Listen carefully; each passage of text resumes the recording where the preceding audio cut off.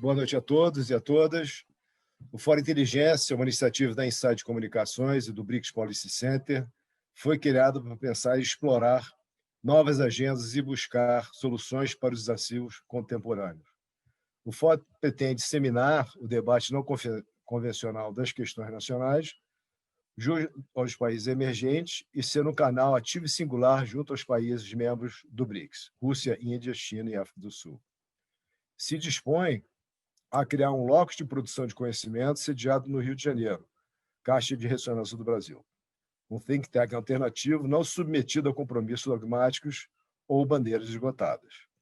Nesse quinto evento do Fórum Inteligência, teremos a palestra de Louise Marie Urel, pesquisadora no Instituto Igarapé e doutoranda na London School of Economics, e de Priscila Figueiredo, mestre em Direito da Sociedade da Informação, com o tema Big Brother, da Identidade Digital e Cybercrimes. A programação com os eventos do primeiro trimestre de 2001 estará disponível no nosso site brevemente. Cada palestrante terá 20 minutos para sua apresentação. Encerrada essa fase, passaremos para perguntas e respostas, com a previsão de durar 40 minutos. Eu passo a palavra para a doutora Priscila Figueiredo. Boa noite, muito obrigada. Vou compartilhar a minha tela aqui, por gentileza, vocês me informem se vocês estão verificando. Sim? Ainda não. Agora sim. Ótimo, obrigada, Francisco. Bom, gente, boa noite. Muito obrigada pelo convite de estar aqui conversando com vocês na noite de hoje sobre um tema de tamanha relevância, assim como todos os outros temas que vocês habitualmente conversam. E eu fico bastante feliz de estar aqui compartilhando a noite com a Louise, uma pesquisadora que certamente hoje vou poder aprender bastante com ela. E, enfim, vamos desenvolver o tema juntas. E eu acredito que a gente vai ter uma boa condição de explorar algo que é não só contemporâneo, mas que acontece a cada dia na sociedade que a gente está vivendo agora. É uma conveniência muito grande até discutir esse assunto, o Big Brother, das identidades digitais e cybercrimes, no momento em que ele está sendo construído.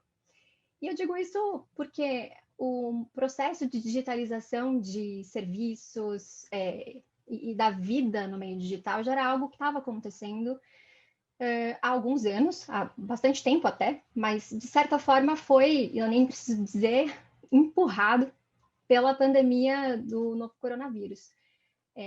O processo de digitalização acabou encontrando pessoas físicas e jurídicas e governos em diferentes tipos e graus de maturidade para esse processo. Então, diversas medidas de restrição de liberdade, né, de ir e vir, até por conta da necessidade de conter o avanço do novo coronavírus, acabaram fazendo com que as pessoas ficassem nas suas casas e tivessem que se limitar àquilo que elas têm condições de ver o mundo, que nada mais é do que a nossa janela para o mundo, os nossos smartphones. Hoje a gente acaba utilizando muito mais os nossos celulares como forma de nos relacionar com o mundo e acabou sendo também um mecanismo muito importante para reduzir eu até posso dizer a dor, né, da solidão, porque o momento de isolamento realmente traz todas essas questões. Mas, por outro lado, essa janela que permite que a gente enxergue o mundo, e que hoje posso até dizer que faz parte do nosso corpo, porque a gente pode esquecer a carteira, mas a gente não pode esquecer o celular. Será que essa janela é uma janela segura, sempre segura? Será que os aplicativos, os serviços e tudo aquilo que a gente visualiza por essa janela, de fato, traz informações neutras, sem nenhum tipo de ideologia ou convicções ou interesses políticos, interesses econômicos, interesses privados? É claro que essas reflexões elas não necessariamente têm uma resposta, mas a gente pode imaginar que sim. Afinal de contas, são serviços prestados e todo serviço necessariamente serve a alguém e tem algum interesse. Nós tivemos aqui um problema técnico com o link da Priscila. Bom, eu sugiro que se a Luísa não se incomodar, ela começa a apresentação dela, aí quando a Priscila voltar, ela retoma. O que vocês acham, para não ficar esse... Perfeito, Márcio. Deve ter havido alguma Luiz, coisa. você concorda? Você pode, Luiz? Claro, sem problema obrigado. algum. Maravilha.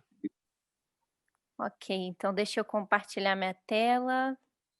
Bem, muito obrigada novamente pelo convite. É um verdadeiro prazer poder estar aqui com vocês, poder estar num evento como esse do Foro Inteligência.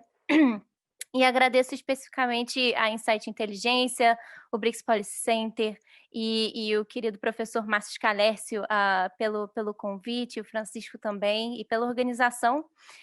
Hoje eu vou tratar um pouco sobre o tema de identidade digital a partir de uma lente específica, né, de uma tecnologia específica que é o reconhecimento facial, e mais especificamente com base em algumas das pesquisas que a gente tem realizado no Instituto Igarapé nos últimos anos, explorando nesse aspecto como as tecnologias biométricas, né, contribuem para a formação dessas identidades e os desafios que elas apresentam num contexto tão específico, desigual, como o do Brasil, né? Que eu acho que mais do que qualquer coisa é tentar entender e territorializar, de fato, né? Situar a implementação dessas tecnologias no contexto brasileiro. Mas antes de eu falar sobre isso, eu gostaria de começar com a pergunta, né, de o que a gente está falando quando a gente fala sobre identidade digital, até para poder melhor posicionar a própria tecnologia de reconhecimento facial nisso tudo, né? Então, aqui é só,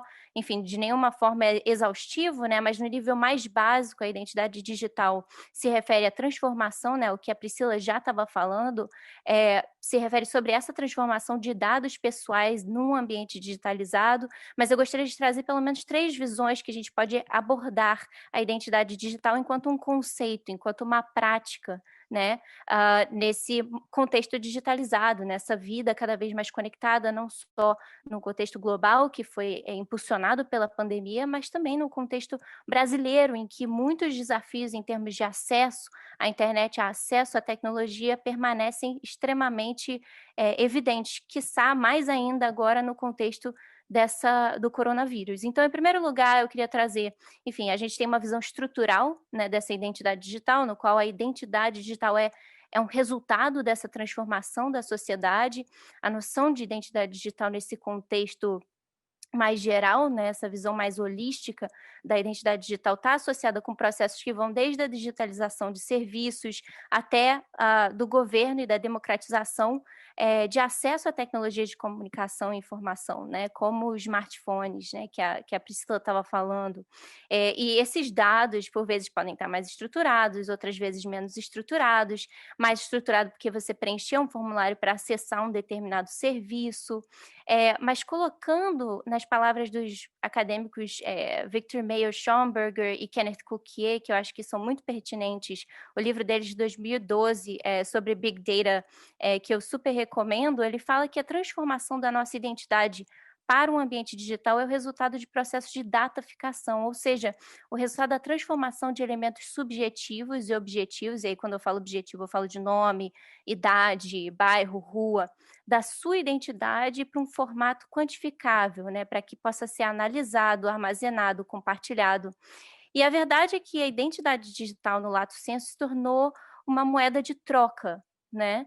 Ela é tanto uma condição para os atuais modelos de negócio baseado em dados, e aí pensa as grandes plataformas, quanto o nosso passe para acessar muitos serviços. Então, eu até trago aqui, né, isso é o que o acadêmico, o Nick Couldry e o Ulisses Ali Mejias, que escreveram um livro excelente também, que eu recomendo, que é The Cost of Connection, que eles argumentam que nós providenciamos a matéria-prima e nós recebemos o produto a partir disso, né? Então, os nossos dados é o que fazem toda essa engrenagem rodar.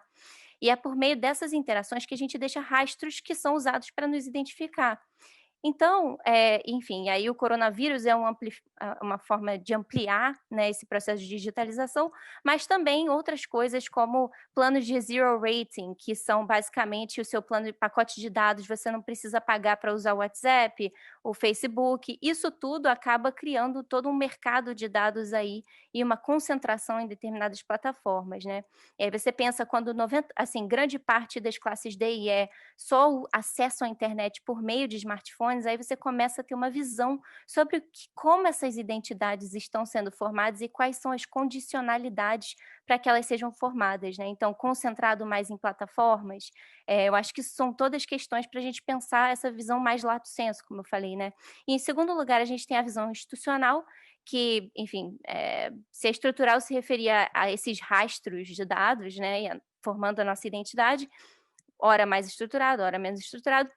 Num contexto de práticas institucionais, a identidade digital se refere exatamente à direta identificação de uma pessoa, e um exemplo disso é a criação de carteiras de identidade digitais, né? E eu acho que quando a gente fala, até no contexto das pessoas que estudam direitos digitais e tudo mais, e proteção de dados, quando a gente fala identidade digital, a gente pensa muitas das vezes simplesmente nesse elemento, né, da digitalização da sua identidade, do documento, mais especificamente, né? E aí o Brasil começou a fazer isso, mas a Índia já faz isso desde 2009, com o seu projeto super controverso, que é o Aadhaar, que é uma base de dados nacional que concentra tanto dados como seu nome, seu endereço, até dados biométricos, o que levanta uma série de questões sobre segurança dessas bases de dados do governo, né, que no caso na Índia já foram leaked, né, já foram vazados diversas vezes. E por fim a gente tem a visão mais corporal, talvez a gente possa pensar em outros termos aí, né, mas enfim, não é nem um pouco exaustiva essa lista que eu trouxe, né? A visão corporal é justamente essa tradução de registros faciais, corporais e em dados, né? Então, dados extremamente sensíveis, porque são registros únicos, então a gente não precisa nem de um número para nos identificar. O nosso registro facial, como ele é tão único à nossa pessoa, ele já se torna um dado extremamente sensível, dado o seu grau de identificação único de quem nós somos. Então, isso tudo para, enfim, contextualizar aonde o reconhecimento facial entra nesse debate sobre identidade digital, e se ao longo dos últimos anos, o que a gente tem visto é que essa tecnologia tem se tornado mais conhecida pela sua promessa de eficiência, de controle, de soluções, tanto em espaços privados quanto em espaços públicos, né? E, enfim, a gente tem vários casos emblemáticos, como o caso da China usando reconhecimento facial, mais especificamente teve grande notoriedade na mídia em 2019, né, 2018, 2019, porque utilizou para alimentar o seu sistema de crédito social. E aí você também tem o caso da polícia do Reino Unido, que utilizou isso em testes no meio da rua, ou seja, sem consentimento nenhum dos indivíduos que estavam sendo filmados, e nesse caso, seus registros faciais únicos, seus dados biométricos estavam sendo coletados. E mais recentemente, aí é só para trazer um elemento mais recente, que é justamente o caso da invasão do Capitólio na semana passada, nos Estados Unidos. Muitos congressmen e congresswomen estavam usando bases de dados como a Clearview, que são bases de dados enfim, providenciados por uma empresa que faz essa busca dos registros faciais, né? Porque o FBI estava procurando muitas dicas de quem tinha invadido, e aí começou um debate sobre o papel do reconhecimento facial nisso tudo. Mas, enfim, com todo esse entusiasmo, com todas essas críticas, a pergunta mesmo que a gente fez no projeto e a gente tem feito no Igarapé é se o reconhecimento facial é de fato algo novo, né? Isso é algo que a gente tem visto na mídia com mais atenção desde 2018, mas será que é algo novo mesmo? E como é que isso se aplica dentro do contexto do Brasil? Enfim, não é algo novo, né? O reconhecimento facial, ele na verdade, ele faz parte de uma história, da história de um tipo de ciência, né, da medicina forense, mais especificamente, que é pouco mencionada no debate sobre reconhecimento facial, né? Ele integra um conjunto de tecnologias de monitoramento e identificação que precede a digitalização e que inclui práticas como a antropometria, a papiloscopia, que é a digital, e até a mais controversa frenologia, como vocês podem ver aqui, né, a medição do crânio, e como isso levou a uma série de debates sobre como a própria ciência que estava sendo produzida era tendenciosa porque ela era discriminatória, né? E o reconhecimento facial, na sua forma mais consolidada, surge em meados da década de 60 e 70, né? Simultaneamente nos Estados Unidos com o acadêmico Woody Bledsoe, que na verdade era um veterano da Segunda Guerra Mundial, mas foi um dos pioneiros dos estudos de inteligência artificial, e metodologias de extração desses registros faciais, então ele estava focando nisso, em como medir o rosto, e também no Japão, simultaneamente, né, mais para a década de 70, com o Takeo Kanade, que, na Universidade de Tóquio, que ele estava já pensando a automação desses processos de identificação de registros faciais. Então, como eu falei, é importante contextualizar isso, porque a gente vê quase que essa mini genealogia das práticas de identificação, né, do próprio processo de fazer ciência, e como até os vieses, até as tendências, elas se perpetuam. O maior obstáculo para que esse tipo de ciência avançasse sempre foi a capacidade de processamento. Então, agora, na era digitalizada e com a capacidade computacional que nós temos hoje, isso se tornou possível. Então, por isso que, de uns tempos para cá, enfim, aí já há décadas, que esses sistemas têm se aprimorado e que agora a gente pode pensar em, por exemplo, uma base de dados nacional biométrica que cruza com softwares de reconhecimento facial. Mas o que isso quer dizer para o contexto do Brasil? O que é o reconhecimento facial no Brasil? E a gente viu que, enfim, em 2019 teve um grande boom, né, de matérias também sobre isso, principalmente desencadeado de uma visita que um grupo de políticos do PSL fez à China para poder entender essa tecnologia, né? E aí começaram a reportar mais sobre reconhecimento facial, começou a ganhar mais notoriedade.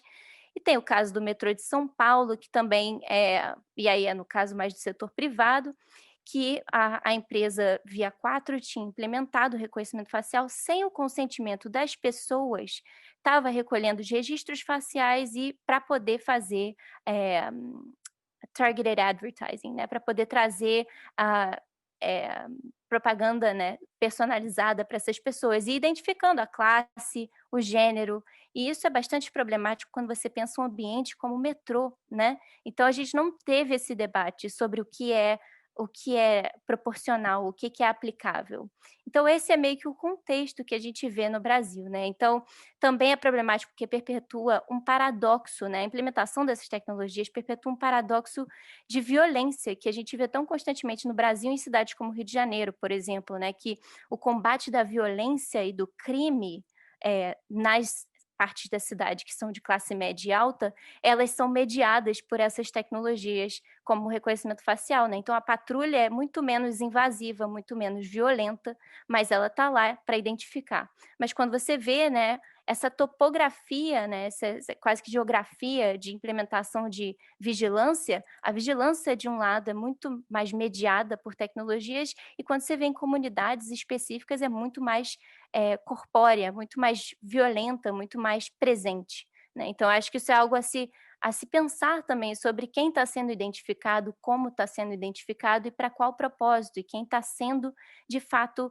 discriminado por não estar no seu ambiente, né, adequado, né? E aí isso daí entra também na disciplina que essas tecnologias, principalmente reconhecimento facial, que extrai esses dados à distância, né, dados sensíveis, como eu falei, no contexto, pensa aí no Rio de Janeiro, que grande parte do piloto no Carnaval de 2019 foi na praia de Copacabana. Então, como tem sido implementado? Esse é um infográfico que a gente fez lá no Igarapé. A gente fez um levantamento de todos os casos publicamente reportados até 2019 de reconhecimento facial, e a gente identificou que também não é algo novo no Brasil. Desde 2011, o país tem implementado pilotos de reconhecimento facial para diferentes propósitos, sendo o mais preponderante deles até 2017, justamente a questão de controle de fronteiras e também controle de ônibus intermunicipais, de gratuidade em ônibus intermunicipais. Então, algo que a gente não pensava, mas hoje o debate sobre a implementação desses sistemas para a segurança pública é o que predomina no debate público, né? Então, a gente identificou tendências sobre essa implementação e identificou também que elas são quase em toda a sua prática de identificação, elas são exploratórias e bastante experimentais, né?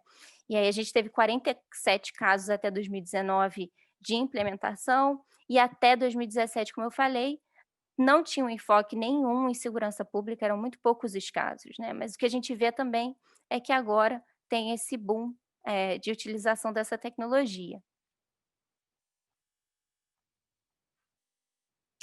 E esse slide ele é mais para poder também colocar essa implementação dentro de um panorama mais geral de práticas de identificação por meio do reconhecimento facial, que é uma política de identificação que perpassa diferentes escalas de implementação, né? Sem considerar, por vezes, as implicações para a proteção de dados, ou muitas das vezes não considerando as implicações para a proteção dos direitos dos indivíduos, os direitos de se reunir, de poder ter a sua liberdade de expressão, inclusive, né? Quando essas práticas de implementação, né, elas acabam monitorando, por exemplo, grupos que se reúnem, ou protestos, e aí entra toda uma zona muito cinzenta, né? E aí, nesse caso, como eu falei, tem o caso da Met Police, são espaços públicos sem delimitação específica e escopo de atuação, então é uma coleta desproporcional e massiva.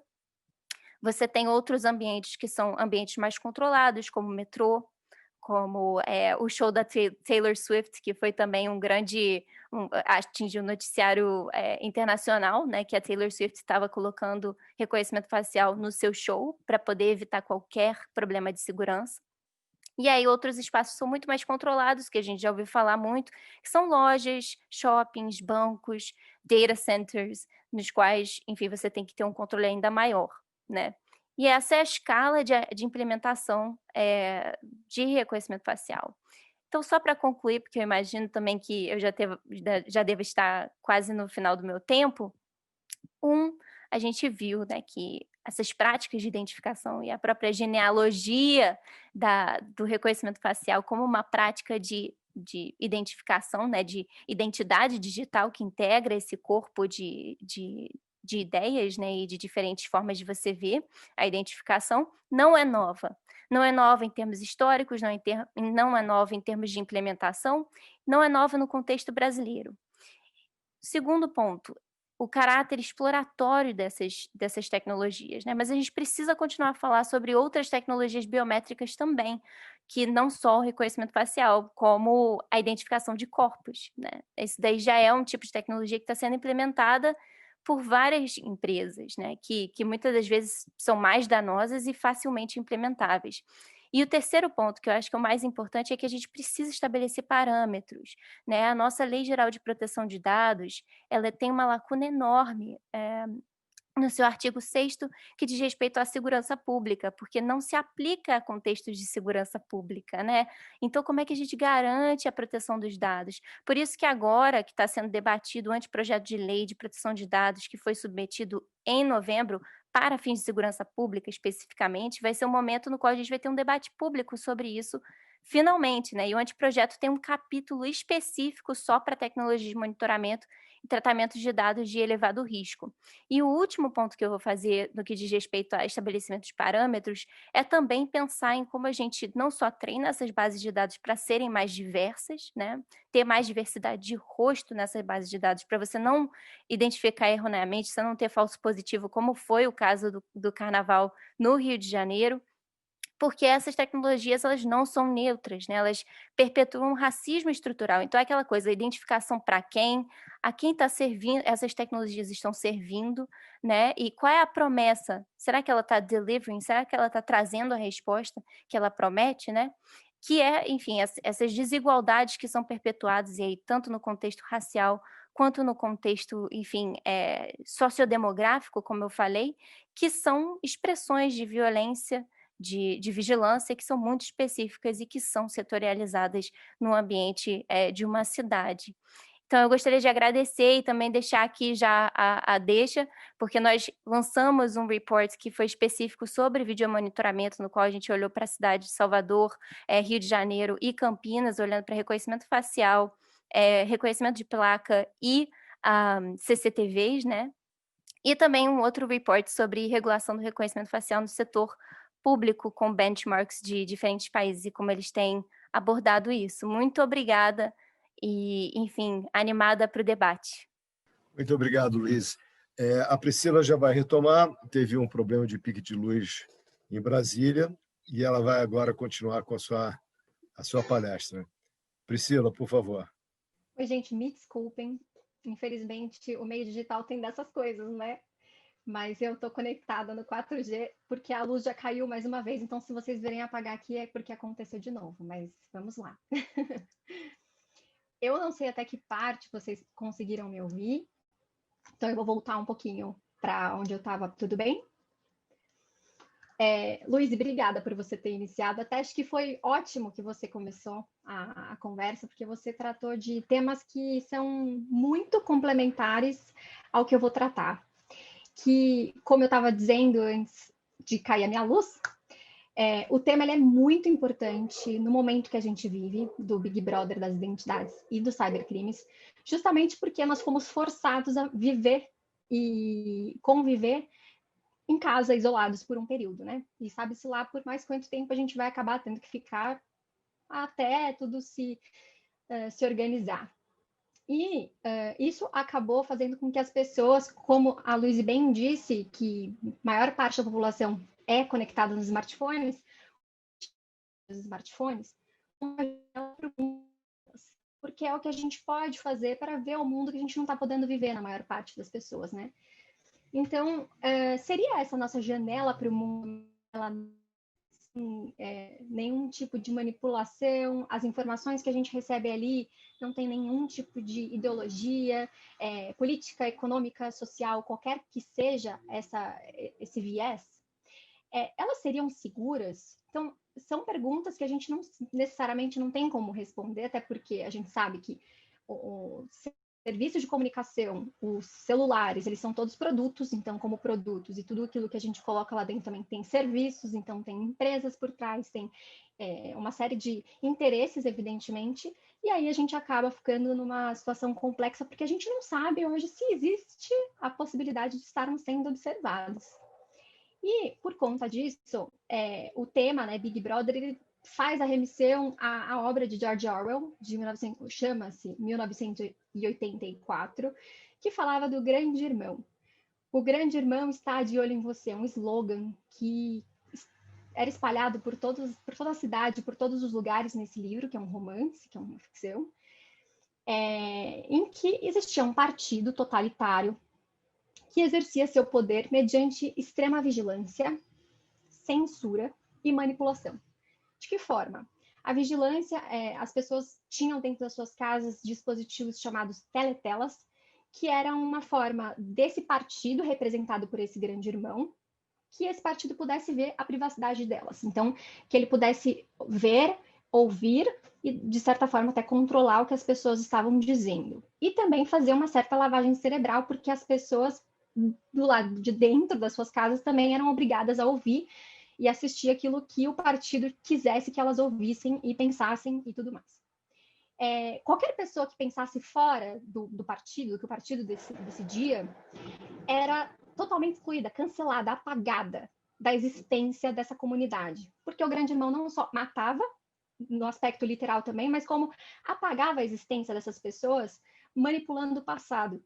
Então, existia essa manipulação de passado, de pensamentos, uma censura muito grande, porque ninguém podia pensar diferente, havia incitação de ódio, justamente porque era uma forma de garantir o grande irmão no poder, né? Esse partido no poder. E a reflexão que a gente tem é justamente se a gente não vive algo meio parecido com isso hoje. Se existe um grande irmão, quem seria esse grande irmão? Se esse irmão é público ou privado? Se de fato existe, né? E a grande pergunta é essa: o espelho, espelho meu, será que esse celular está fazendo alguma coisa contra mim? A frase até espelho, espelho meu, complementando até a obra de George Orwell, é justamente porque os conceitos de verdade também mudaram muito. O celular que a gente tem para o mundo também não deixa de ser uma janela do mundo para a gente, porque a gente expõe a nossa privacidade. A gente expõe até de forma voluntária, porque a gente sente necessidade de expor, de participar de uma sociedade, e também porque a gente troca essa privacidade por comodidade.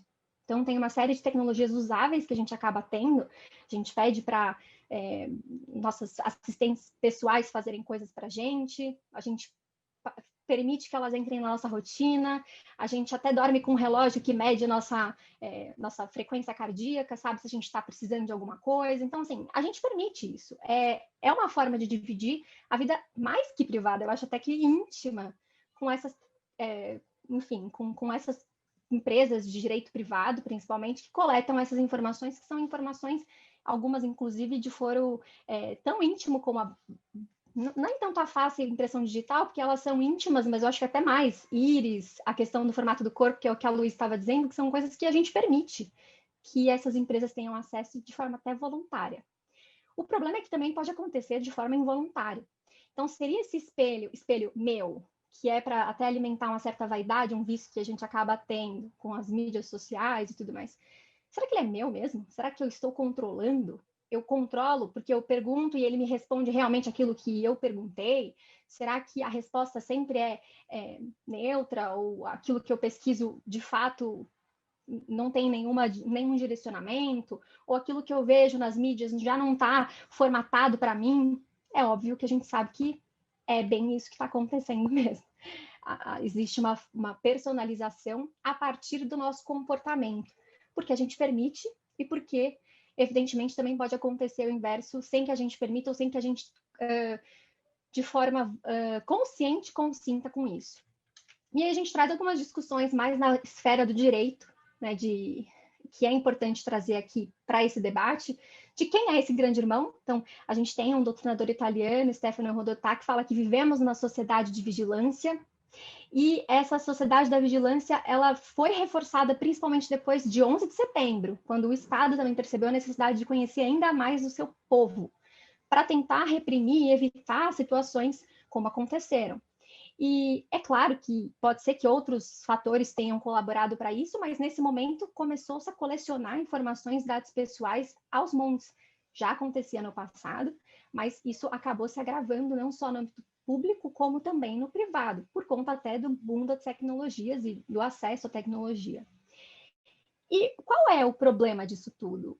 É que traz riscos, alguns riscos. A democracia, a privacidade, a liberdade de ir e vir, a liberdade de pensamento, a liberdade de expressão. E a Luísa falou de um também que eu não coloquei aqui, mas eu achei bem importante, que é a liberdade de reunião. A liberdade de reunião também pode ser mitigada, né, evitada, violada, por conta do excesso de vigilância, do monitoramento. Isso porque dado hoje, ele não é só uma forma de exercer controle, ou exercer poder, mas ele também é uma forma de manipular massas e de gerar riquezas. E é por isso que estados e direito, tanto entidades de direito privado e entidades de direito público, acabam concentrando tantos dados e até cooperando entre elas para diversos fins, dos quais nem sempre a gente sabe todos os fins, né? E a proteção desses dados, ela é super relevante e é algo que vem se discutindo há muitos anos. O Brasil já reconhecia como direito fundamental a inviolabilidade da vida privada e da intimidade, e isso veio se reforçar com a edição da LGPD, da Lei Geral de Proteção de Dados. E identidade digital entra aí. E onde se enquadram, né, essas identidades nesse aspecto todo de Big Brothers e tudo mais? Primeiro, a gente tem que dar uns passinhos para trás e pensar que identidade propriamente dita é um direito nato. Então, qualquer pessoa que nasce tem direito a ser reconhecida como pessoa. Então, ela tem direito a ter um nome, ela tem direito a pertencer a uma sociedade e ela tem direito e deveres também, porque ela participa. Ela pode até não ser tão feliz por participar de um lugar ou outro, mas ela participa de uma sociedade. E o Estado tem deveres com ela também. Então, o Estado reconhece a existência daquela pessoa, atribuindo alguns números de identificação. Então, primeiro, ele registra-se o nascimento, onde os pais dão o nome à pessoa, que é um atributo de individualização, que é quando ela se reconhece como um ser único. E a partir dali, todos os dados oficiais que o Estado der, que são dados que o Estado outorga justamente para ele poder se relacionar para esses fins, também colecionam-se ali dados pessoais de identificação daquela pessoa. No entanto, não é só isso que é dado em documento de identidade digital ou identidade. Tudo aquilo que diz respeito a uma pessoa é identidade, até características dela. A forma que ela fala, a forma que ela anda, as características do corpo, os dados biométricos. Então, tem uma série de informações que estão muito fora desse âmbito de atribuição estatal de reconhecimento da existência de alguém, né?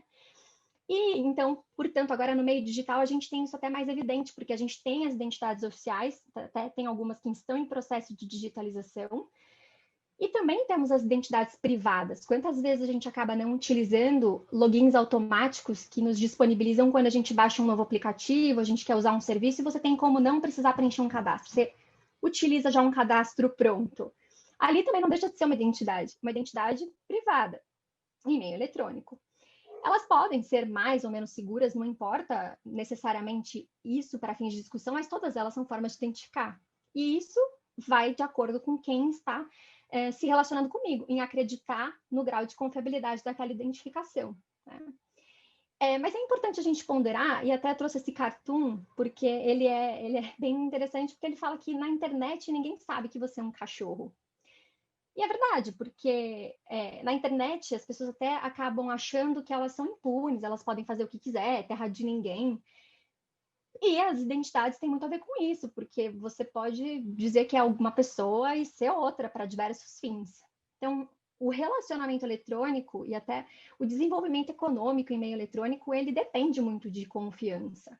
E as identidades digitais confiáveis vêm justamente para isso, para fomentar e para melhorar esse ambiente. Porque senão a característica da internet realmente acaba inviabilizando essa sensação de segurança. Então, essas identidades vêm para ajudar, né, essa confiança. Só que a gente precisa fazer uma diferença pequena, mas relevante, entre identidade digital e assinatura digital. Identidade digital é tudo aquilo que identifica e a gente pode usar para fins de identificação eletrônica e autenticação. A assinatura digital é algo que a gente utiliza para expressar a vontade, é a manifestação de vontade de alguém. E, portanto, está intimamente ligada à existência da capacidade civil para poder exprimir essa vontade para validade do negócio jurídico e tem efeitos obrigacionais decorrentes. Então, as coisas são diferentes. Uma coisa, outra coisa. Mas é possível que as assinaturas sejam utilizadas como forma de identificação e de autenticação, justamente por essa robustez maior que elas têm. E o contrário também pode estar acontecendo, e pode acontecer. Mas justamente por ela ter uma característica menos robusta, e até utilizar dados, por exemplo, até os próprios dados faciais, que a Luísa estava mencionando, que são únicos, mas não são secretos, talvez aferir a manifestação de vontade à utilização de biometrias faciais e até de digitais não seja a melhor forma de garantir a validade do negócio jurídico, a segurança das informações e a segurança do próprio cidadão e das pessoas em relação às transações eletrônicas de uma forma geral. E aí é importante eu trazer como que todo esse espectro é tratado pela legislação brasileira, já que identidades digitais estão enquadradas como dados pessoais. Primeiro, a LGPD ela sofreu uma super influência da legislação europeia, e alguns países acabaram editando normas para poder ter uma equivalência e essa equivalência até tem, por fim, garantir a soberania dos estados, a cooperação, mas principalmente porque se não houver um tratamento equivalente, os países que não estão aderentes, por exemplo, à legislação europeia, não podem tratar dados de europeus. Então, os países como o Brasil acabaram editando normas para poder dar essa equivalência e continuar tratando dados de forma com pelo menos um mínimo de reciprocidade. E o Brasil tem uma distinção, na verdade até a própria Europa, de dados pessoais e dados pessoais sensíveis. Dados pessoais são todos aqueles elementos e os sensíveis são só aqueles que são capazes de discriminar alguém, como dados biométricos, opção sexual, religião, partidos políticos e uma série de outros elementos, até dados de saúde, que são capazes de gerar algum tipo de lesão a direitos e discriminação. Então, lembrando que biometria está ali em dados sensíveis, né? Mas para fins específicos de Estado, a LGPD traz duas questões que merecem a nossa atenção. Uma é que quando o Estado tratar para fins de políticas públicas, dentro dos parâmetros legais, há a dispensa do consentimento. Então, o usuário não precisa consentir, tanto para sensível quanto para pessoal. E que a LGPD não se aplica para aquelas 4 hipóteses das quais a Luísa também já mencionou, que é segurança pública, defesa nacional, segurança de Estado e atividades de investigação e repressão de infrações penais. Ora, enquanto não existir legislação específica tratando dessas hipóteses, estamos num limbo. O anteprojeto que a Luísa mencionou é um anteprojeto até que reconhece que hoje, como estamos, e se não existir um tratamento adequado do legislativo para essas finalidades, a gente vai colocar em risco o contraditório, a ampla defesa, o devido processo legal e a privacidade não só de quem está sendo investigado ou acusado, mas também de todo mundo que se relacionar com aquela pessoa. E pode ser que exista coleta de provas para fins que não estão dentro do escopo e outras coisas mais que estaria violando aí diversos direitos. Portanto, a necessidade de uma regulação imediata desses assuntos, porque a gente está num limbo nesse sentido, por conta dessa altíssima subjetividade para aquilo que se pode enquadrar nessas hipóteses e também pela ausência da legislação específica. E tudo isso traz aí a discussão sobre cybercrimes, porque se a gente reunir a questão da vigilância, a questão de todo mundo estar na internet, mexendo nos celulares sem a adequada educação para aquilo, e também do uso de identidades para fins diversos que a gente está espalhando por aí, às vezes sem ter noção do quanto isso pode causar de malefícios, evidentemente virou um prato cheio para o cybercrime.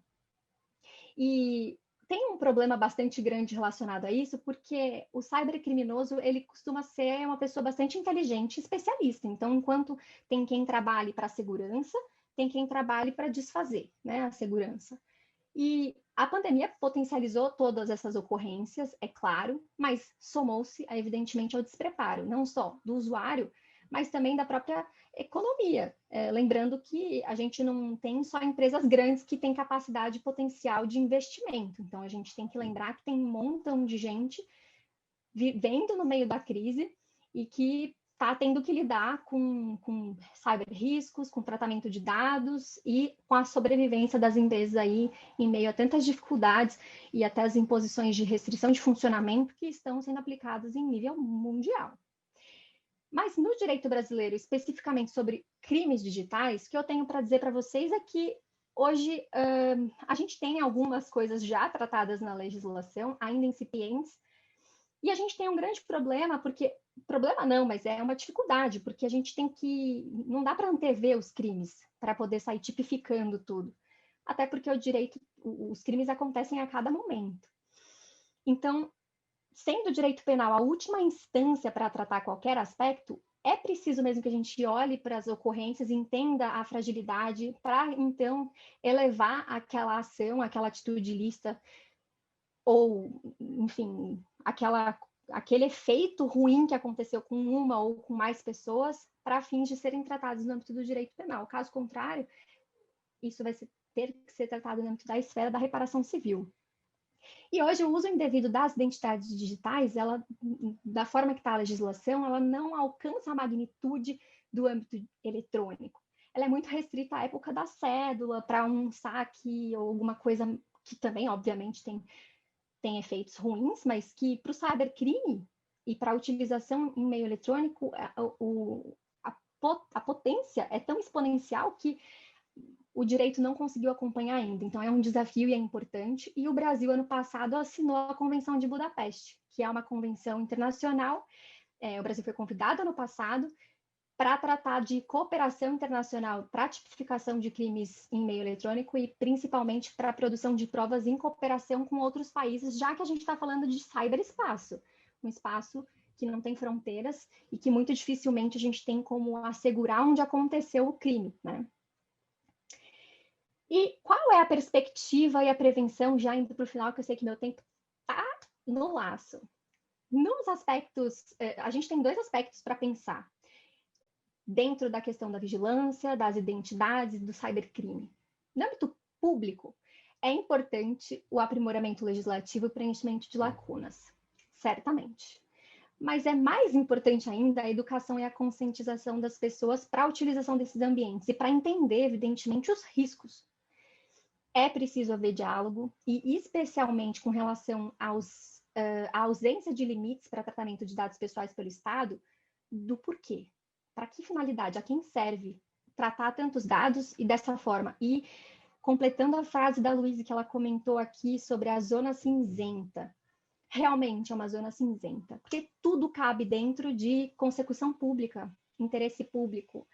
Quem define isso é o próprio administrador, né? Então, acaba caindo numa alta arbitrariedade e é importante questionar essa arbitrariedade e existir e fomentar uma construção participativa. Agora, no âmbito privado, a gente também precisa pensar um pouco fora da casinha, né?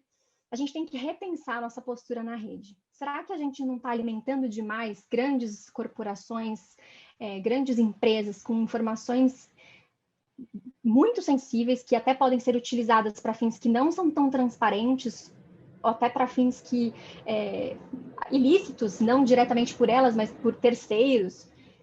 A gente precisa repensar isso. A gente também precisa furar a bolha e conhecer os fatos e os direitos. E quando eu falo furar a bolha, é porque a gente está vivendo numa realidade tão direcionada, quando a gente fala em termos de mídias sociais, em termos de comunidades eletrônicas, que as pessoas acabam acostumando com o que se fala ali, porque é muito direcionado, e não tentam olhar outras fontes. Então, é importante buscar conhecer outras fontes, buscar conhecer e entender melhor o que está acontecendo, porque a manipulação nem sempre é de estados totalitários. E a gente precisa colocar isso em mente. A gente precisa pensar que nem sempre o totalitarismo é do Estado.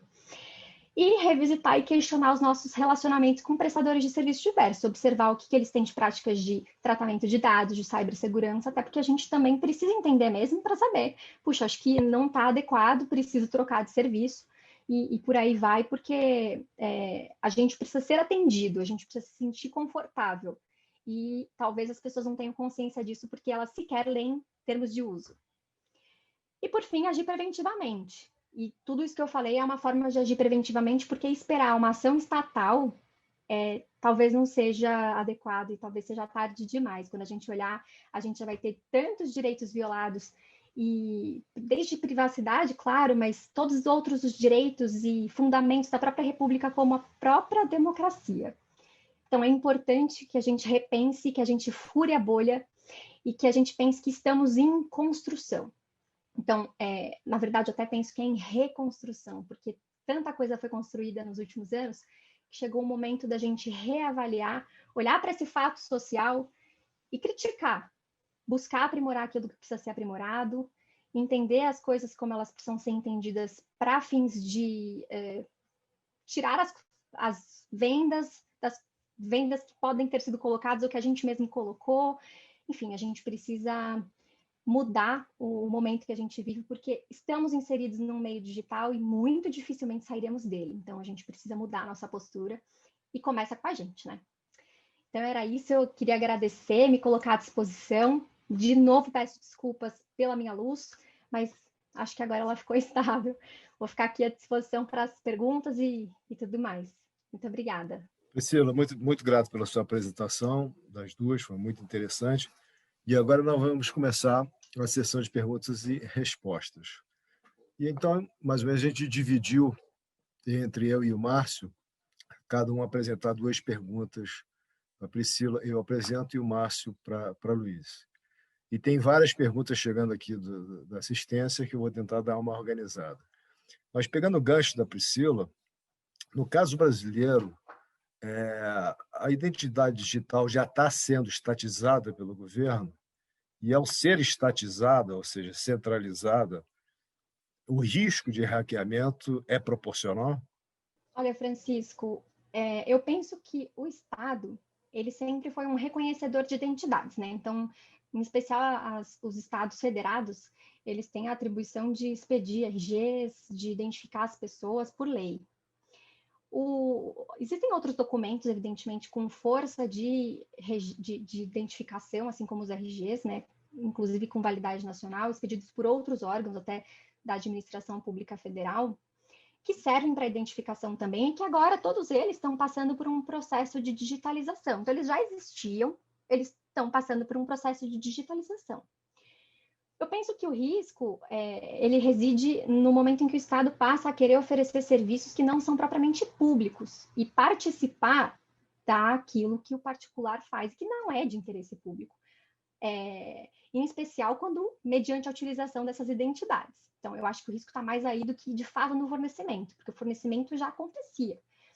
O risco está no monitoramento e na vigilância. E, logicamente, eu penso que o risco de hackeamento é tão grave no privado quanto no público. Ele vai existir sempre, claro, mas eu acredito que, respondendo sua pergunta, o Estado não é que ele está estatizando, né, essa questão, mas o ponto principal é o monitoramento a partir da utilização dessas identidades e o compartilhamento dessas informações, porque um ponto muito importante é que o Estado pode compartilhar. A LGPD trata disso de uma forma, assim, tão transparente que até dá medo. Então, o compartilhamento, ele vai poder acontecer à revelia de todos nós. Então, é isso. Eu acho que esse é o grande ponto. E o compartilhamento está previsto como uma largas exceções na lei. E ela é tão larga que ela acaba se universalizando, né? E aí nós temos quer dizer, como a insegurança digital é um fato, quer dizer, como é que você mitiga isso? Como é que você evita essa incidência? Quer dizer, quem é que vai controlar os riscos latentes dessas plataformas e desse mecanismo? Olha, na esfera privada, principalmente, eu acho que os riscos, eles dependem primeiro do conhecimento. Então, as pessoas precisam ser educadas. E o problema é que, no Brasil, em especial, a educação básica já falta, né? Então, a educação digital é algo bem difícil de pedir, mas é algo que precisaria ser feito, em especial no momento que a gente vive, que daqui para frente vai ser a realidade. Dessa galerinha pequenininha agora que está em casa, não está podendo ir para a escola e que está tendo que assistir aula por Zoom e por outras ferramentas e que acabam utilizando ferramentas sem o menor preparo, sem a menor noção do que elas podem estar fazendo de errado, expondo, das responsabilidades. Então, eu acho que educação é a base. Depois, eu entendo que é importante que as pessoas busquem saber da idoneidade das empresas, das pessoas com quem elas se relacionam, não acreditar em tudo que elas recebem e que elas leem. Então, é o negócio de furar a bolha. E, principalmente, ter cuidado com o que a gente já sabe que é básico e que muita gente ainda acaba caindo, que e-mails esquisitos, prestar atenção no que você clica. Agora, o que está na moda é aquele código de verificação que vem por SMS. Então, tem uma série de coisas que hoje as pessoas podem fazer para reduzir a insegurança nesse sentido. Então, penso que educação é a palavra-chave. Agradecer a apresentação da Priscila e da Luísa. Eu tenho duas perguntas para fazer, mas eu vou fazer, na verdade, três, né? A primeira é a seguinte, é minha a pergunta. Uma das coisas que nos ensinam é que no sistema capitalista tudo é mercadoria, tudo é transformado em mercadoria, não é? E Essa é a principal característica do sistema. Nós vivemos numa economia de mercado em que tudo é transformado em mercadoria. Eu fui professor de História Econômica há muitos anos e ficava gritando isso no ouvido dos alunos, né? Tudo é mercadoria. Então, o que aconteceu foi que essa economia de mercado foi transferida para o mundo digital, foi transferida para o mundo da informática, da rede, etc. e tal. Nós também aprendemos que, para os trabalhadores, no sistema capitalista clássico, o que restava para eles era a venda da força de trabalho em troca de salário. Quer dizer, então eu tenho uma mercadoria para vender, que é a minha força de trabalho, que eu vendo em troca de salário. Essas informações, esses dados, são mercadoria. É, de alguma maneira, ilusório ou delirante imaginar que pode haver formas das pessoas passarem a poderem vender os seus dados, né? E isso seria uma maneira de existir algum tipo de controle sobre isso. Quer dizer, você transformar os dados em mercadoria de maneira absoluta e permitir que as pessoas possam, por exemplo, vender o acesso aos dados delas. Isso é uma pergunta a qual eu tenho grande curiosidade. Bom, as perguntas disciplinares são as seguintes. Eu estou perguntando para as duas palestrantes, não só para a Luísa, e para a Priscila também. Se a diversidade de crimes cibernéticos vai engendrar um código penal específico. Todo mundo entendeu? E a segunda, se o Brasil está preparado para enfrentar os cybercriminosos em segmento com tecnologia e sistemas em constante evolução. Quer dizer, então é a minha pergunta indisciplinada e as duas perguntas regulamentares. Aí eu sugiro que a Luísa comece e depois a Priscila. Tá? Tá ótimo, tá Obrigado. Ótimo.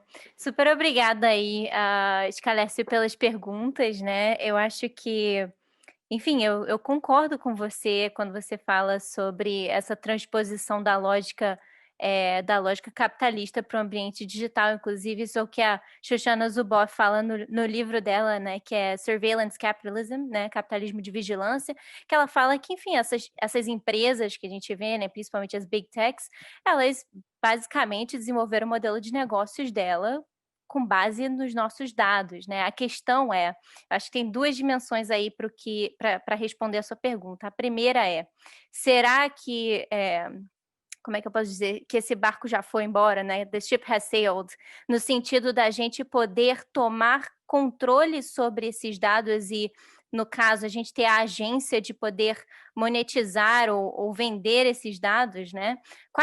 Porque será que essas empresas já não têm esses dados, né? Então, assim, já está lá, né? A gente já deu esses dados, a gente já deu praticamente toda a nossa interação é um dado.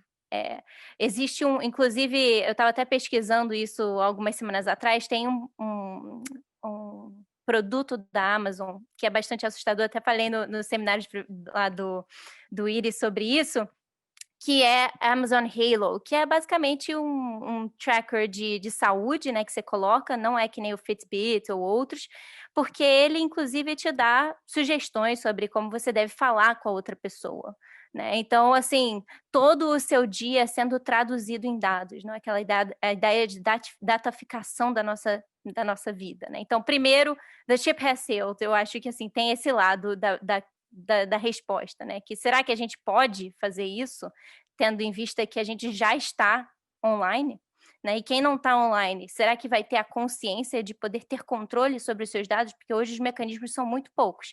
O segundo tem um lado positivo sobre tudo isso. Acho que o debate sobre portabilidade de dados é um debate sobre essa possibilidade de você, enquanto indivíduo, pegar os seus dados e levar para outro lugar. Acho que isso traz a agência do indivíduo sobre os seus próprios dados de uma forma inovadora, né? Não necessariamente de você monetizar esses dados, mas de você poder trazer esses dados e levar ele para outros lugares, né?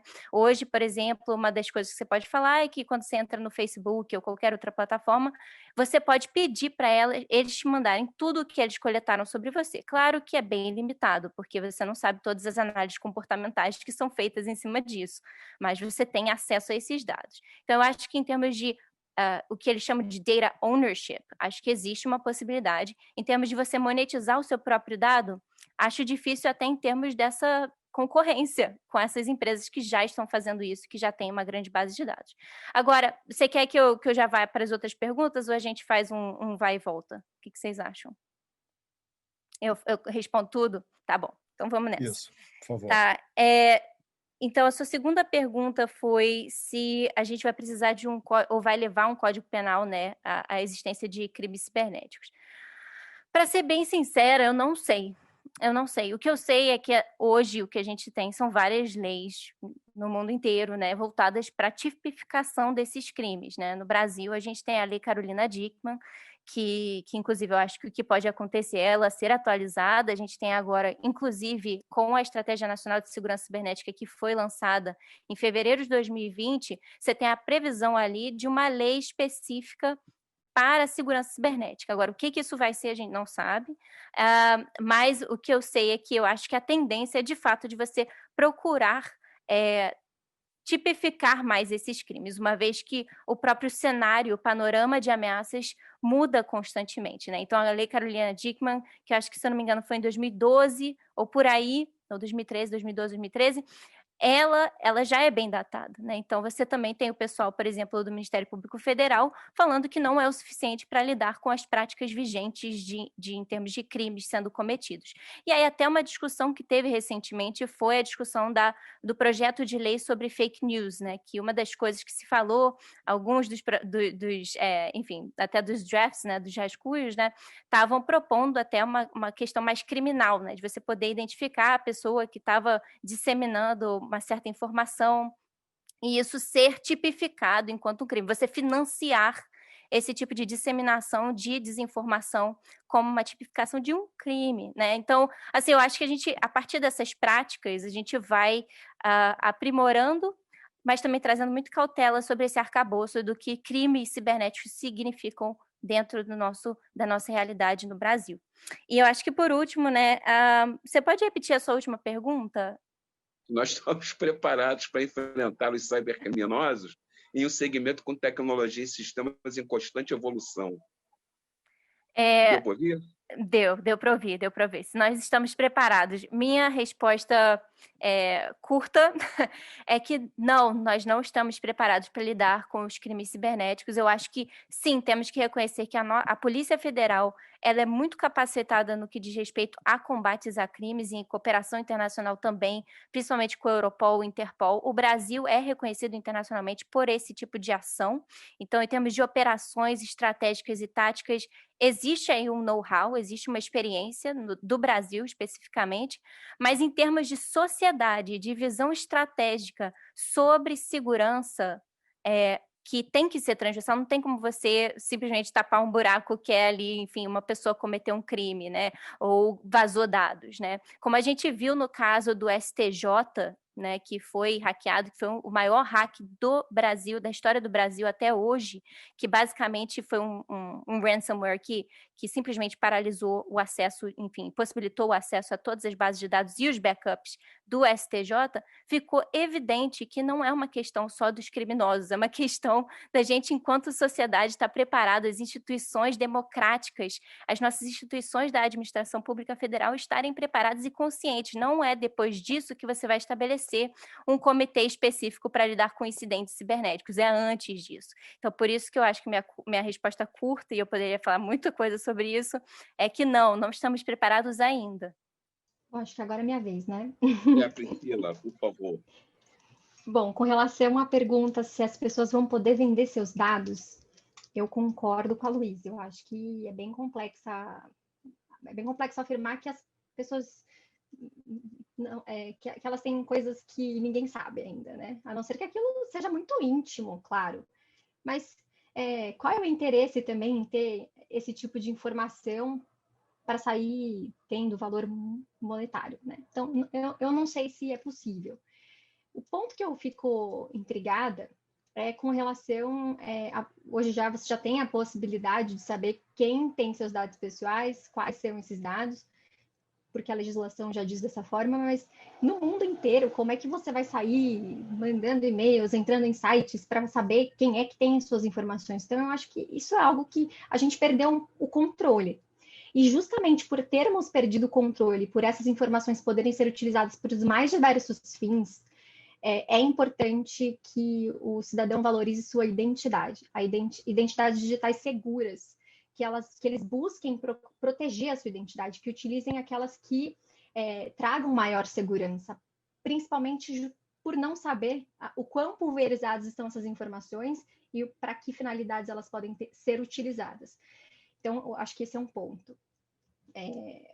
E depois, para outra pergunta, se vai existir um código penal específico.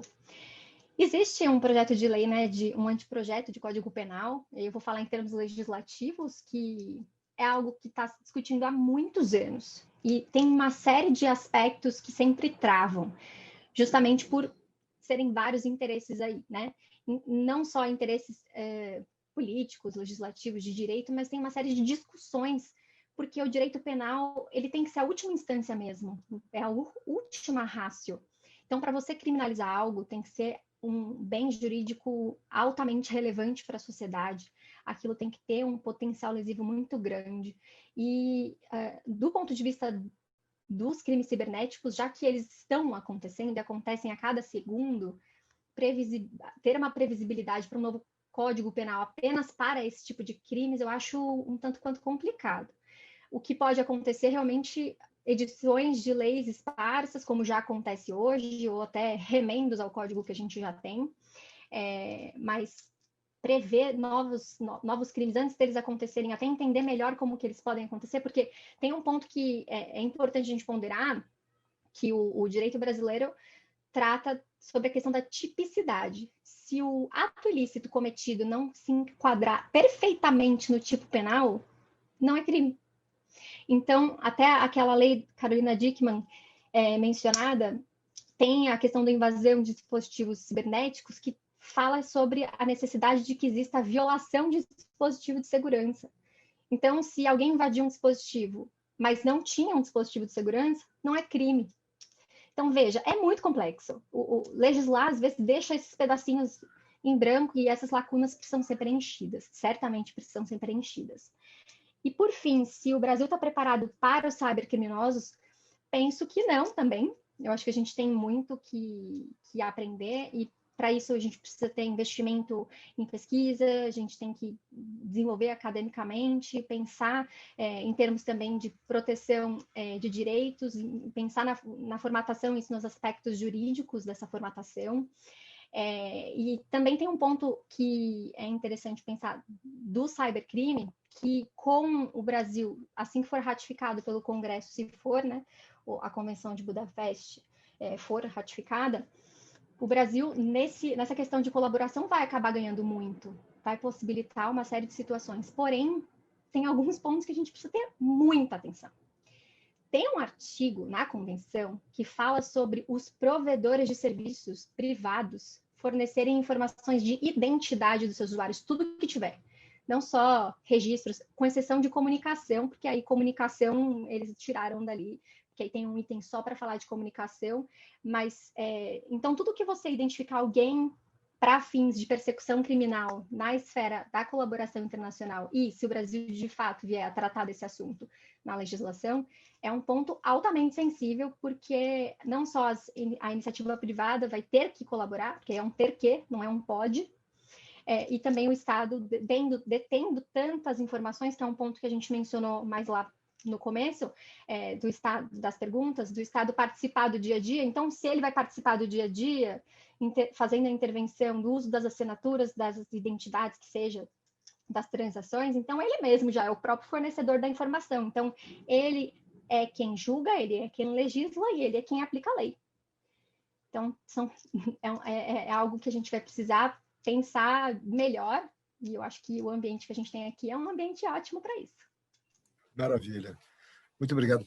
Como nós temos ainda uns 15 a 20 minutos de tempo, né, conforme a nossa programação, eu não sei se o modelo de pergunta para as duas, para a gente conseguir... Eu já tenho aqui umas 12 perguntas dos assistentes, fora a nossa pergunta. Eu vou, inclusive, fazer uma para a Priscila, mas se a Luísa quiser comentar depois, é o seguinte. O diplomata Eugênio Garcia nos encaminhou a seguinte pergunta. Como acreditam ser possível compatibilizar regulação, controle e direitos humanos nos meios digitais no plano internacional? Visões diferentes entre democracias liberais e regimes autoritários inviabilizam um acordo global para regular o espaço cibernético? Bom, então eu vou acabar até entrando no tema da própria convenção para poder responder essa pergunta, porque preambularmente a Convenção de Budapeste trata sobre o respeito dos direitos humanos, da privacidade, então já se estabelece nessa convenção internacional, que não são todos os países signatários, tem acho que 66, se eu não me engano, e que, embora exista esse entendimento da necessidade de se defender, de se proteger direitos, é claro que a convenção é um mero compromisso. Não significa nem que os estados, de fato, vão legislar daquele sentido, e nem que a própria legislação já existente não, de certa forma, diga de forma contrária a algumas disposições. Então, eu penso que regulação e controle sobre direitos humanos, que é o ponto que você mencionou, é preambularmente uma preocupação de todos os estados signatários, no entanto, é algo que depende muito da legislação doméstica de cada país. O Brasil, por exemplo, evidentemente não poderia passar por cima de aspectos constitucionais para poder trazer, internalizar ali questões da convenção, caso exista alguma violação. Então, no Brasil, penso que isso não seria possível, mas em termos de mundo, depende muito da legislação de cada estado.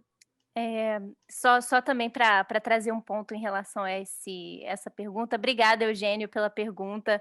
Eu acho que, assim, tem muitas formas de responder, né? Eu acho que da forma que eu responderia essa pergunta é que eu acho que talvez seja difícil a gente pensar num acordo global para regular o espaço cibernético agora. Acho que não necessariamente regular o espaço cibernético, né? Mas as ações de determinados atores. E aí, enfim, no contexto do primeiro comitê, como eu imagino que você saiba, Eugênio, tem o United Nations Group of Governmental Experts e a discussão sobre o papel responsável, né, dos estados em agir e responder a ataques cibernéticos a nível internacional. Existe aí a discussão sobre a possibilidade de se estabelecer um tratado, né, que foi rechaçado por muitos estados, né, principalmente Estados Unidos, França, Reino Unido, o próprio Brasil, mas que não é uma coisa que a Rússia tem tentado puxar há muitos anos, mas que eu imagino que essa é uma questão que vai continuar indo e vindo, né? Eu acho que agora não, mas não se sabe mais para frente. E aí eu acho que o objeto de se regular nesse aspecto seria, né, a própria ação estatal, mas eu acho que existe aí uma constelação de outras resoluções e de outros acordos que vêm trazer bons princípios para isso. Por exemplo, os Ruggie Principles, quando se trata da relação do setor privado e de direitos humanos, né? Deles respeitarem os direitos humanos, e isso se aplica também ao ambiente digital. E eu acho que isso vai se consolidar conforme a gente vê tantos espaços multilaterais consolidando uma agenda e uma linguagem sobre a era digital. Eu acho que isso vai se tornar cada vez mais não fácil de navegar, mas talvez a gente consiga avançar um pouco mais, né? Eu acho que são debates muito fragmentados. O debate sobre direitos a nível internacional, direitos digitais, é muito separado das pessoas que estão pensando a ação estatal, Responsible State Behavior no UNGGE, né? O grupo de Governmental Experts. Então, eu acho que esses gaps vão começar a ser preenchidos conforme a gente for avançando. Temos uma outra pergunta de um outro assistente, Delbrando Costa. A pergunta dele é a seguinte: por que o Brasil está no topo do ranking de cybercrimes, como fraudes e clonagem de contas do WhatsApp, além de invasões em nossos setores da administração pública? Muito obrigada pela pergunta. A forma como eu responderia isso é que o WhatsApp, a gente tem que entender que o WhatsApp ele é central para a economia informal do país. O Brasil é o segundo país com o maior número de usuários do WhatsApp no mundo. Então, quando você fala sobre ataques específicos no WhatsApp, é evidente, porque ali gira uma série de dados, uma série de informações bastante sensíveis, e muitas das vezes dados bancários, todo um setor informal que acaba acontecendo no WhatsApp, né? Então, claramente, os cibercriminosos vão explorar essas vulnerabilidades, entrando em contato, enfim, por meios, vão aprimorar suas técnicas enfim, de acessar dados. E aí eu acho que isso é uma coisa, né? Isso é um elemento. Eu acho que pelo fato da gente ter tanta gente fazendo transações financeiras ali, criando seus próprios negócios pelo WhatsApp, eu acho que isso atrai os criminosos. Então, isso é um elemento para explicar o porquê a gente é tão vulnerável, porque também muitos ataques ali.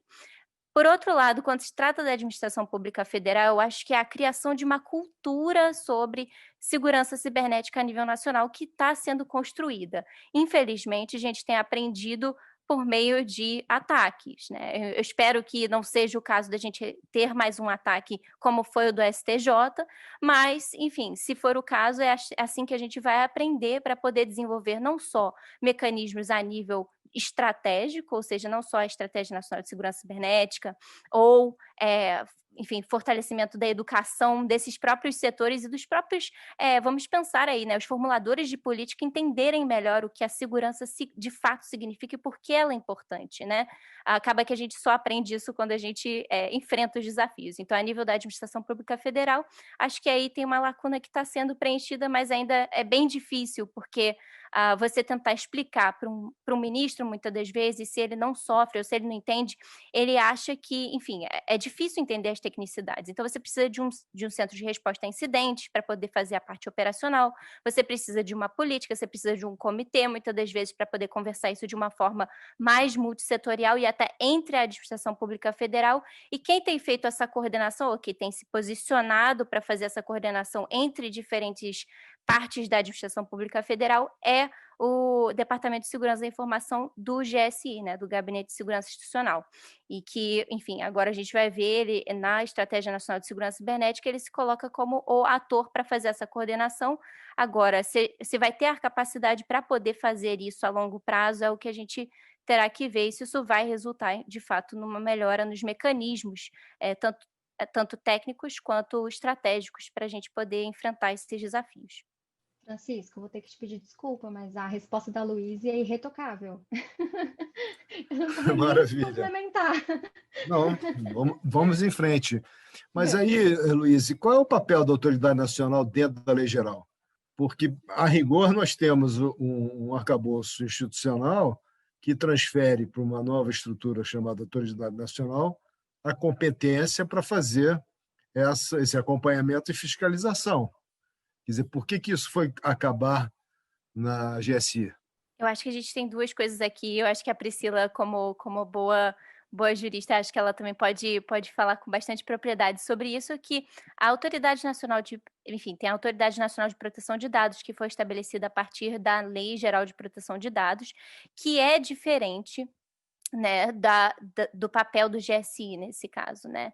No caso, a Autoridade Nacional de Proteção de Dados, ela está ali para poder fazer a supervisão da implementação dessa lei, né, podendo tá dando esse suporte, mas também eu acho que, enfim, quando se trata da LGPD, você tem uma seção muito específica que é sobre segurança da informação, né, e esse é um escopo bastante específico da LGPD e, portanto, da própria funcionalidade da ANPD relacionada à segurança. Agora, quando se trata do GSI, já é uma outra coisa, que o papel do GSI que ele coloca na Estratégia Nacional de Segurança Cibernética e nos seus próprios instruções normativas, no decreto que estabelece ele, é que ele seria o ator para poder desenvolver recomendações e políticas voltadas para a segurança cibernética, né? E aí você pensa desde a segurança da informação até a segurança cibernética, que são vistas como coisas diferentes dentro do linguajar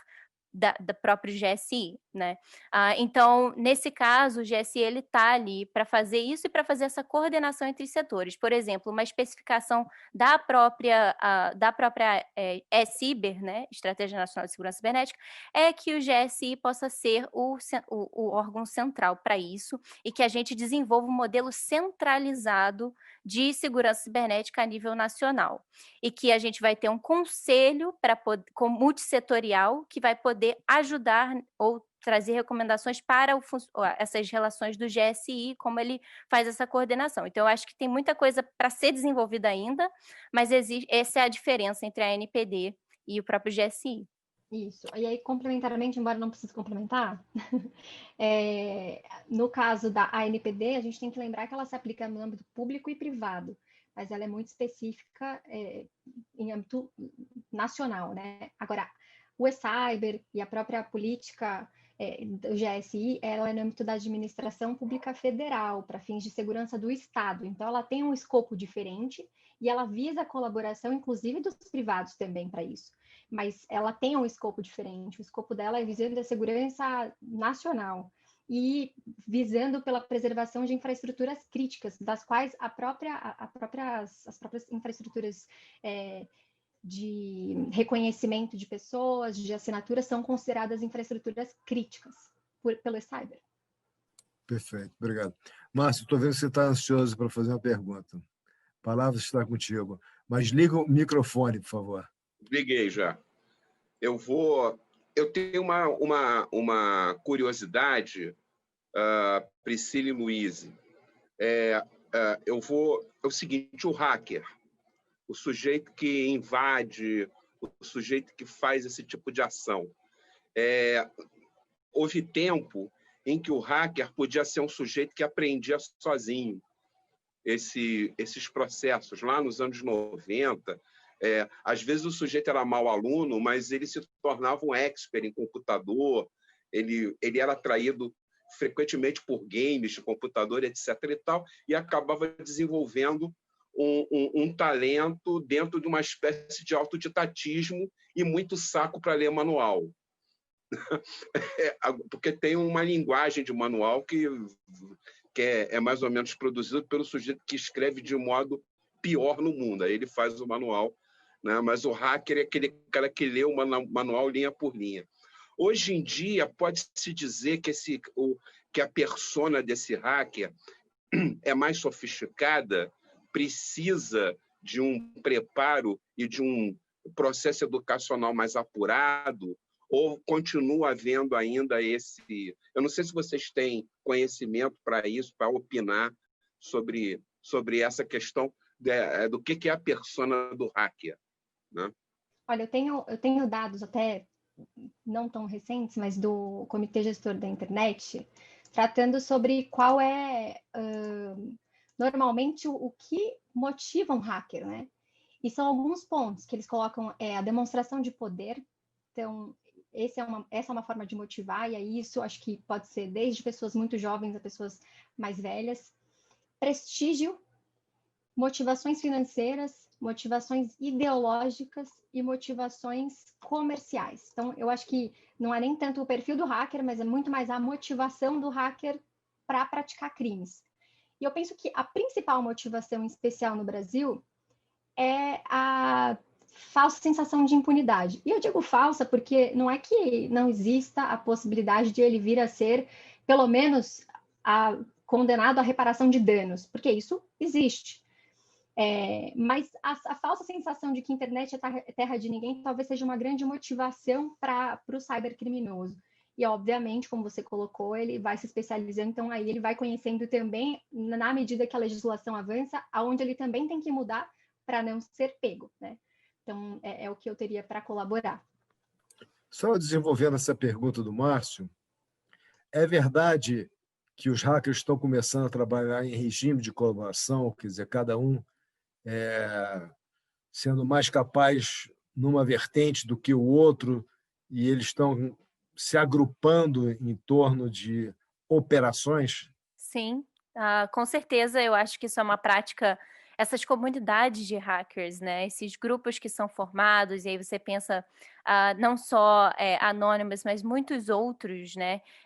Pensa aí os ataques ao Partido Democrata em 2016, são o Fancy Bear, chamado Fancy Bear, são grupos de hackers que são formados, né, em determinados espaços e comunidades online, e que eles, de fato, se complementam em termos de expertise de ataque, né? E aí eles vão e coordenam para poder, enfim, montar um ataque, né? Porque um ataque a gente às vezes acha que ele é feito num dia, né? Que é só clicar e você realizou o ataque, mas muitos desses ataques, e aí você parar para pensar, até num contexto de informação, quando a gente pensa em operações de influência, ou seja, esses hackers com as suas técnicas e estratégias específicas tentando atacar sei lá, num contexto político, né, querendo atacar ou promover operações de influência, aí eu acho que a gente começa a ver isso até mais forte, né?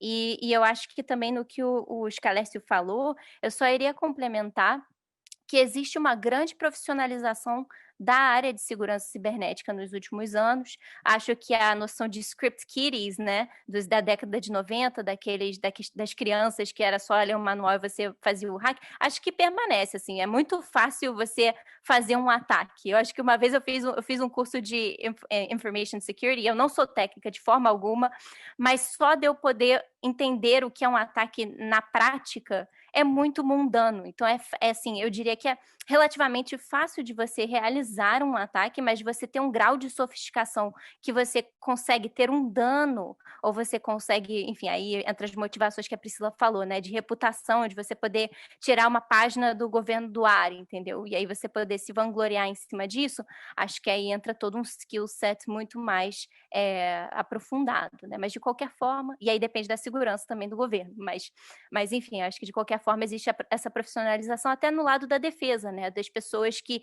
estão procurando essas vulnerabilidades, os white hat hackers, para poder promover a segurança de um determinado ambiente online, né? Mas enfim, vou parar por aqui. Tem uma pergunta aqui do Gustavo Cardoso, que é muito pertinente aqui com a situação da pandemia. Com a vacinação contra a Covid-19, será usado um aplicativo para cadastro criado pelo Estado, assim como outros países do mundo estão fazendo. Quais os verdadeiros riscos desses dados pessoais caírem nas mãos de cibercriminosos? Eu acho que a gente não tem como estimar o risco, porque ele é um risco e ele existe. Não foi, se eu não me engano, faz, sei lá, uns 2 meses, não é novidade que bases relacionadas à prevenção do Covid, dados de Covid, foram invadidos. Na verdade, nem foram invadidos, foram publicados dados pessoais relacionados a informações do Ministério da Saúde. Então, eu não acredito que esse aplicativo também não vá ser alvo desse tipo de ataque. Eu acho que é um risco bastante certo. É claro que existe quem trabalha para mitigar e minimizar esses riscos, mas tentativas sempre acontecerão. Concordo plenamente. Márcio, quer fazer alguma pergunta? Se quiser, liga seu microfone, por favor. Olha, você disse que tinha várias perguntas da audiência. Você não quer apresentar mais uma da audiência, Francisco? Então, acho que do Fernando, nós já tocamos nesse assunto com uma lei geral, que entrou em vigor a partir de agosto do ano passado, em relação à centralização de informações pessoais no Estado. Né? Quer dizer, eu acho que esse tema vocês já desenvolveram. Querem fazer alguma consideração adicional sobre isso? Acho que a única consideração a se fazer é o risco realmente da centralização de informações. Bases descentralizadas, nesse caso, acabam sendo mais benéficas e mais seguras para o cidadão. Acontece que o movimento tem sido diferente desse. O movimento é pela centralização e pela concentração. Então, existe um risco muito grande mas é o que está acontecendo. E também, assim, trazendo a lógica, por exemplo, de uma pessoa que está explorando essas vulnerabilidades, você ter um ponto. Por que é mais seguro, né? Às vezes você ter uma rede distribuída ou várias bases de dados. Claro que você pode argumentar, a integração, a gente precisa integrar esses dados. Tanto para uma lógica de privacidade, como a Priscila falou, né, e proteção de dados, de você ter uma base centralizada, isso pode ser muito perigoso para como você usa esses dados, como eles são explorados, porque você pode usar para finalidades que não foram as finalidades que você coletou, né? Então, que a Priscila também já mencionou. Mas o que eu ia falar é que, por uma lógica de uma pessoa que está atacando, você tem um ponto só para atacar, né? Se você tem uma base de dados central, fica muito mais difícil. E aí, dependendo se você aplica um tipo de tecnologia que pode distribuir esse acesso, né, ou fazer mais difícil, aí ok, mas assim, a maior parte do tempo você só está facilitando ao centralizar nesse aspecto, por essa lógica, né, de ataque. Perfeito. Tem uma pergunta aqui. O Brasil foi classificado pela IBM e pela consultoria Oliver Wyman como um dos países de maior insegurança cibernética. Vocês concordam com isso? E quais são as ações imediatas a tomar para tentar entrar num processo que será contínuo de solução desse problema? Eu posso ir, eu posso ir. Acho que essa é a pergunta do milhão, né? Assim, qual é a solução para o momento atual no Brasil?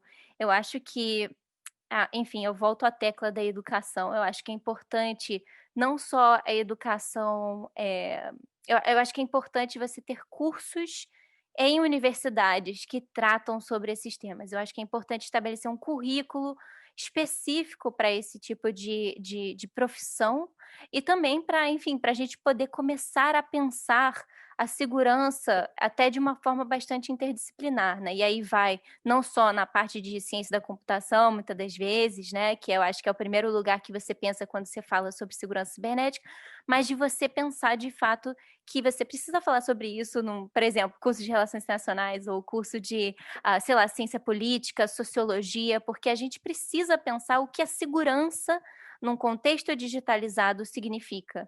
E eu acho que a gente só vai conseguir chegar a um nível de maturidade, e aí entrando linguajar, inclusive, de vários reports, de maturidade cibernética, né? A gente não pode falar sobre a parte operacional, sobre eu ter como é que eu posso dizer, o dinheiro para poder investir, por exemplo, num comando de defesa cibernética, ou investir na educação dos legisladores, mas eu também preciso ter esse tipo de whole of nation, né, approach, né, essa visão de sociedade, e que ela só começa, a transformação estrutural só começa a partir da educação, a meu ver. Mas eu acho que, enfim, eu acho que esse é o ponto principal. Concordo, Luiz. E eu acredito também, aí adicionando um elemento à sua resposta, que quando a gente pensa em cybercrime, em exposição a riscos, a gente também tem que lembrar que boa parte desses riscos acontecem no ambiente econômico. E que o desenvolvimento da atividade econômica no Brasil, a maior parte, se dá por micro e pequenas empresas. Então, a gente está falando dessas pessoas que não estão preparadas, essas pessoas que não têm capital para investir. Então, não basta colocar regras para que elas cumpram, se a gente também não tem, por outro lado, políticas que fomentem não só fomentem do ponto de vista acadêmico, mas fomentem do ponto de vista da implementação efetiva para que medidas contra crimes cibernéticos, para proteção dos dados que as pessoas lidam e uma série de outras situações no ambiente eletrônico aconteçam. Então, não basta colocar a regra. A regra sozinha, talvez ela vai ser uma regra sem aplicação, ou então que vai pegar tanta gente despreparada e punir tanta gente. Quer dizer, será que esse é o objetivo do legislador? Não é. O objetivo da nação não é esse. O objetivo realmente é crescer e tentar crescer nos termos de segurança junto com a economia. Então, as duas coisas têm que ir juntas. Não dá para diminuir uma para acrescentar na outra, até porque uma não existe sem a outra. Maravilha, o assunto realmente é fascinante. Márcio, Francisco, por favor. Não, tem um livro de um autor inglês chamado Christopher Hill, Os Intelectuais na Revolução Inglesa, onde ele mostra que a universidade, de um modo geral, é uma instituição conservadora e precisa da vida, às vezes, arrebentar os muros para poder entrar com novos estudos e novos conhecimentos, né? Então, tem esse tipo de enfrentamento. O livro dele é sobre o século XVII, né? Sobre as universidades inglesas do século XVII, e como os novos conhecimentos necessários na época, eles não eram ensinados nas universidades e precisaram, né, forçar a barra para entrar. A outra observação é a seguinte: tem uma questão educacional que é arrasadoramente importante mesmo, a partir da seguinte pergunta: quantos brasileiros não têm um antivírus no seu celular, né? Não tem uma cobertura antivírus ou qualquer coisa desse tipo, um tipo de cyber, de firewall no seu celular, né? Eu acredito que uma quantidade imensa de pessoas não tenham, né? Até porque não fazem ideia de que tem que ter, né? Então, eu acho que não é nem só a universidade, você vai ter que entrar nas escolas mesmo com esse tipo de conversa, em educar as crianças para... Como você tem que educar as crianças para viver na vida real, você vai ter também que educar as crianças para viver na vida virtual, porque acaba sendo um prolongamento da vida real, alguma coisa desse tipo. Perfeito. Era isso. Bom, nós já explodimos aí nosso tempo em 10 minutos, mas eu queria oferecer a vocês alguma consideração final. Vocês querem fazer alguma apresentação, algum comentário, alguma coisa? Só queria agradecer a oportunidade de ter participado do evento de hoje. O tema é inquietante mesmo, muitas perguntas, acho que muitas pessoas tenham e não fizeram. A gente também tem muito mais coisa para falar, eu acho que a gente tem que falar em pouco tempo, mas a oportunidade que vocês deram para trazer o tema é o que eu gostaria de agradecer, porque a gente precisa olhar para a nossa realidade, enfrentar essa situação, e começa com a gente. Então, não adianta esperar que o Estado faça alguma coisa ou que alguém faça alguma coisa por nós. Isso tem que começar com a gente. E esse tipo de debate é extremamente valioso para começar uma revolução. Então, eu queria agradecer a todos vocês, em especial a Luiz, por ter dividido as luzes comigo, que a minha acabou um pouquinho, mas já voltou. Não, com certeza. Eu também gostaria muito de agradecer. Faço das suas palavras, Priscila, as minhas. Foi um prazer te conhecer, foi um prazer estar aqui. Muito obrigada pela organização do evento. O que eu falaria é que eu acho que sim, eu acho que esse espaço é tão importante, porque, enfim, como uma pessoa que tem trabalhado nesse tema há tantos anos, vindo também não de um background técnico, né, e também, enfim, tentando me achar nas vidas interdisciplinares, eu acho que é fundamental esse espaço para a gente poder tornar o tema mais acessível. Eu acho que a gente tem que mostrar que é um tema que é acessível, né? E só para deixar, assim, que a gente está para lançar em março, né, um portal de políticas de segurança cibernética no Brasil, no qual a gente vai disponibilizar em todos, enfim, as instruções normativas, leis, projetos de lei que estão inserindo, enfim, segurança cibernética, para a gente poder entender o que isso significa, mais uma vez, no Brasil. Então, no Igarapé, a gente vai lançar esse portal, é um portal do conhecimento, em março, e também, junto com isso, um diagnóstico da Estratégia Nacional de Segurança Cibernética, bem como uma análise dos riscos e tendências aí do Brasil. Então, já fica aí a chamada, mas muito obrigada pelo espaço mesmo, Márcio e Francisco. E Lia. Olha, e isso vai estar disponibilizado no site do Instituto Igarapé? Sim, a gente vai lançar em março e a gente já tem estudos sobre isso, né? Uma área do Igarapé, a área de segurança cibernética e liberdades digitais, nos qual a gente fez uma publicação que se chama a Estratégia Nacional, por uma Estratégia Nacional de Segurança Cibernética, né? Da governança da segurança cibernética, que você pode acessar lá, que é bem interessante, é sobre os atores que estão nesse panorama. Então, fala um pouquinho sobre essa questão do GSI que eu trouxe. Maravilha. Olha, em nome do Fórum Inteligência, da Insight Comunicação, da Casa Afonso Arinos, do Instituto de Relações Internacionais da PUC, eu queria agradecer muito a participação de vocês. Nós podíamos ficar aqui horas conversando e aprendendo sobre esse tema que é tão relevante e tão incipiente e tão arriscado, mas eu agradeço muito a presença de vocês. Muito obrigado. Obrigado, e foi ótimo, adorei, viu? Vocês estão de parabéns. E ainda bem que vocês existem estudando essas coisas, para explicar para a gente. Valeu.